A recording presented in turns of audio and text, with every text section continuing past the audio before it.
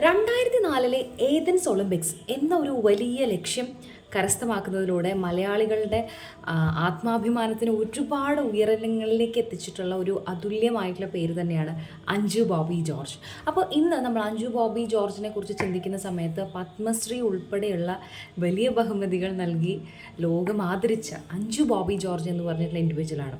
അപ്പോൾ ആദ്യം തന്നെ നിങ്ങൾക്ക് ഒരുപാട് ഓർമ്മകൾ ഉണ്ടായേക്കാം, അല്ലെങ്കിൽ നിങ്ങൾ ചിലപ്പോൾ ഇതുവരെ അത് ശ്രദ്ധിച്ചിട്ടുണ്ടായിട്ടില്ലെങ്കിൽ ഡെഫിനറ്റായിട്ട് ഗൂഗിൾ ചെയ്ത് നോക്കിയിട്ട് നിങ്ങൾക്ക് കിട്ടുന്ന ഇൻഫർമേഷൻസ് എല്ലാം നമ്മുടെ കമൻറ്റ് ബോക്സിലേക്ക് കൊണ്ടുവരിക.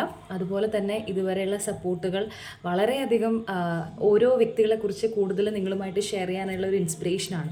അപ്പോൾ അതുകൊണ്ട് തന്നെ അഞ്ജു ബോബി ജോർജിനെ കുറിച്ചിട്ട് നിങ്ങൾക്കറിയാവുന്ന ഒരു അത്ലറ്റ് എന്ന നിലയിൽ നിങ്ങൾക്കറിയാവുന്ന ഇൻഫർമേഷൻസ് പറയണം.